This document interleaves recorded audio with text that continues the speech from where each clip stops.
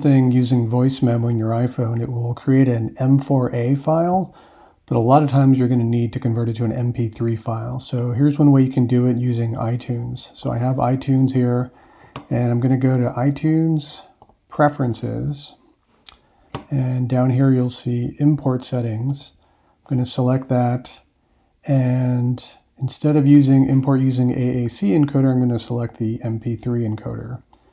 And then for the setting, you can choose what you want. I don't really care too much about the quality, so I'm just going to use good quality. That'll keep the file size smaller. I'm going to click OK and click OK.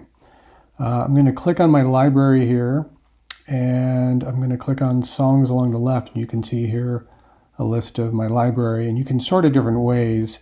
It might be nice to have it sorted by name. That way you can find your file more easily. So here I have to the left on my desktop an m4a file, and I've named it slide 1. So this is the one that I want to convert into an mp3. So you can actually just drag it over here, or you could also, from the iTunes menu, go to File, Add to Library, and search for it that way.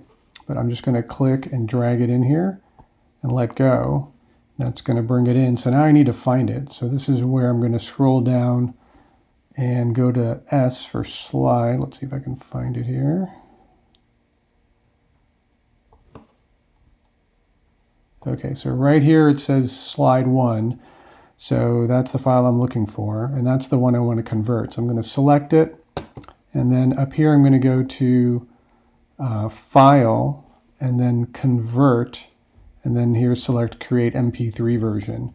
Now, by the way, if I hadn't done that earlier procedure in Preferences, this would not be an option. So you have to make sure you have set it so that when you import songs, you can use the mp3 encoder. So click here, and what it's going to now do is you can see it says converting slide 1, and right here I've got the new version, which is the mp3 version, and it's still processing it. If you want to see, by the way, the different file types, you can, up along the top here, right-click, and you can see the different ways you can display information. If you click on this one option right here called Kind, and I do that, now it's showing me the different file types. So I'm going to make this a little wider. So you can see here, this is my original in the m4a format, which is actually also an AAC audio file. And this one right here is the mp3 version, and it's still working on it, so it's incomplete. But once it's done, this should be updated. So once this gets completed with this conversion, then this is what you can upload to Google Slides. Of course, in order to find it, you're going to want to know where it is. So if you right-click on it and select Song Info right here, it'll bring up this dialog box.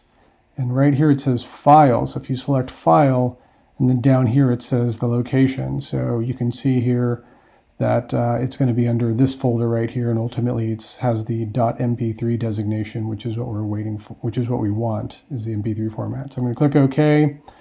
I believe it might be done now. It's still working on it, but this is a fairly large file, so it depends on the file size. Oh yeah, you can see right here the time remaining. So this is like a 33-minute audio file, but if you have a much smaller one, it'll do it quite quickly. And so you just do the same procedure for all your other files. If you're done, by the way, you can always, if you don't want to have that mp3 option, you can always put this back to the preferences and the import if you want to put it back to what your original setting was, if that was important to you.